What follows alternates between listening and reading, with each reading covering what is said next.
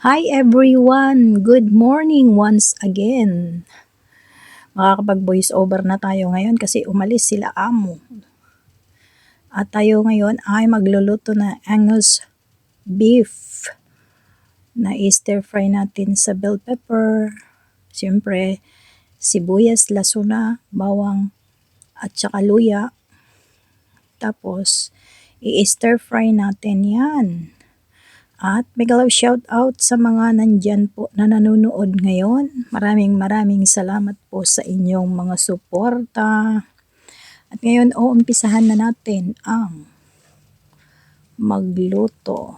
At yan po yung ating lulutuin ngayon. Kaunti lang. Dahil tipid-tipid. Kahit nandito na si amo.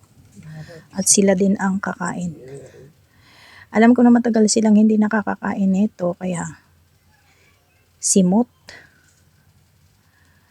ang ating linuto. So, yan guys. So, kailangan natin i-slice ng mga kasi slice na yan na ganyan. So, liniliitan ko pa yung mga, pasensya na po, Ilocano ito. Correct me if I'm wrong na lang po. So, yan. Hiniwa-hiwa ko yung karni.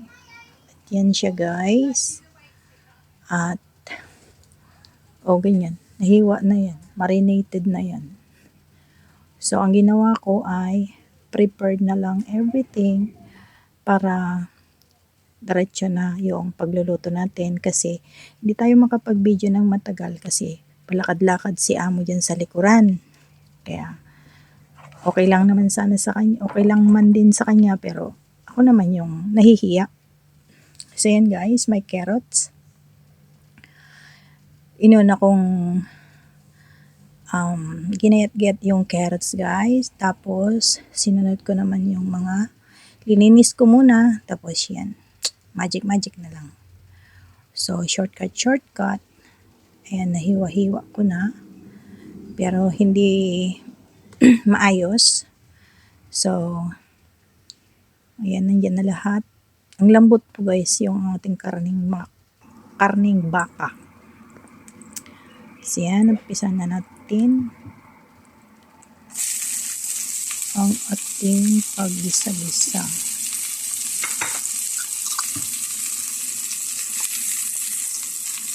Tuloy-tuloy lang.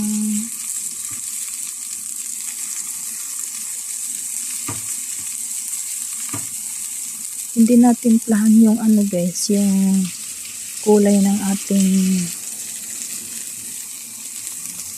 brighter ng ating cellphone, kaya ganyan yung kulay ng palayok natin at saka yung pagigisa. So, ayan na, naging okay na. Takin mo ba naman yung ikaw yung magluluto, ikaw pa yung nagka-camera, di ba? Ganyan talaga ang buhay. So, wala akong salisalita dyan guys kasi kahit pa paano may kunting hiya naman ako kay amo. Kunti lang naman. Pero nakikita pa rin niya ako nag-video guys. Ayan. Okay na siya. Mabilis lang po yan. Mabilisan lang po yan na pagluto. Kasi konti lang naman yan. Hindi ko na yan inantay na mag-brown. Ganun. Hindi na. Basta hindi na makita yung mga pula-pula na ganyan. Linagay ko na rin yung mga halo na gulay. Ayan. Tapos nalagyan na natin dyan ng oyster sauce, soy sauce, paminta, ganyan. Di ba? So, mabango-bango na yan guys. May konting pa sana patis, pero wala akong patis.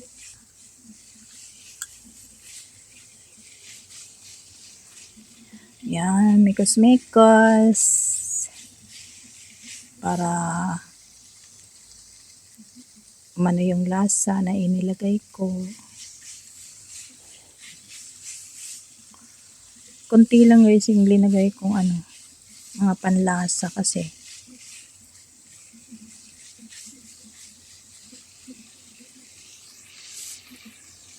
Basta may kunting lasa, okay na. Kasi Chinese ba naman? Ayan, minsanan ng linagay. Ayan. Mekos ulit. Hanggang sa maluto. Ganyan lang guys, hindi ko na naipakita kanina kasi mag-alauna na. So, hindi ko na naipakita na nagbababay ako or something na, ayan, luto is over. Ganyan, ganyan.